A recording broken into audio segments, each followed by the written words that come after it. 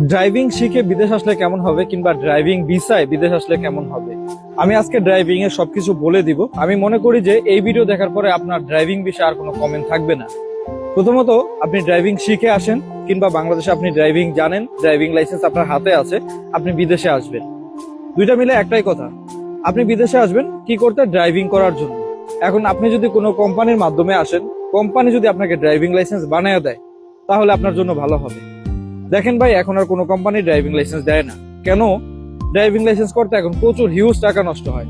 আপনি যদি চিন্তা করেন, আপনাদের বাংলাদেশ থেকে ড্রাইভিং শিখে আসছেন, কিন্তু আপনি শুধু ড্রাইভিং লাইসেন্স বানাবেন এখানে এসে, আবার এখানে ড্রাইভিং করবেন, তাহলে আপনার অন্তত বাংলাদেশি টাকায় 2 লাখ টাকার উপরে খরচ হবে। আমি দুবাইয়ের কথা বলতেছি, যার ড্রাইভিং লাইসেন্স আছে, বাংলাদেশে পাক্কা ড্রাইভার, অনেক ভালো ড্রাইভ করেন, তারপর তার 2 লাখ টাকার উপরে খরচ হবে এখানে ড্রাইভিং লাইসেন্স বানাইতে।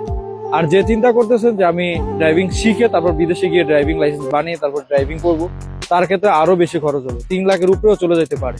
এটা নির্ধারণ হবে আপনার স্কিলের উপর। আপনি যদি প্রথম চান্স গুলোতে পাস করে ফেলেন সেক্ষেত্রে কম যাইব, আর যদি পাস না করে ফেলেন, যদি ফেল করতে থাকেন, তাহলে আপনার ফাইন আস্তে আস্তে আস্তে আস্তে সেটা বাংলাদেশি টাকায় 3 লাখ টাকার উপরে চলে যাবে। এখন ড্রাইভিং বিষয়ে আর প্রশ্ন থাকবে কি, যে সুযোগ সুবিধা কেমন? ভাই, ড্রাইভিং বিষয়ে সুযোগ সুবিধা ভালো, আপনি যদি ভালোভাবে ড্রাইভিং করতে পারেন। দেখেন, একটা মানুষ এখানে 3 লাখ টাকা দিয়ে ড্রাইভিং লাইসেন্স তৈরি করবে, এখন সুযোগ সুবিধা না থাকলে সে কিন্তু ড্রাইভিং লাইসেন্স তৈরি করবে না। আপনি নিজে করবেন না। অর্থাৎ সুযোগ সুবিধা আছে ভালো, আপনি চাইলে ড্রাইভিং করে এখানে প্রতি মাসে 80-90 হাজার টাকা ইনকাম করতে পারবেন, এটা কোনো ব্যাপার না, যদি আপনি ওই পরিমাণ এফোর্ট দিয়ে ড্রাইভিং লাইসেন্স তৈরি করে ড্রাইভিং করতে পারেন।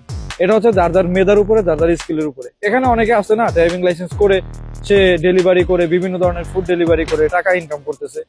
দেখেন, লাইসেন্স থাকলে আপনি টাকা ইনকাম করার রাস্তা বের হবে, কিন্তু ওই যে বাংলাদেশ থেকে আসার ক্ষেত্রে ওই জিনিসটা চিন্তা করবেন। আপনি যে এখানে এসে ড্রাইভিং লাইসেন্স তৈরি করবেন, সেক্ষেত্রে আপনার অনেকগুলো টাকা লাগবে, এটা কিন্তু মাথায় রাখেন।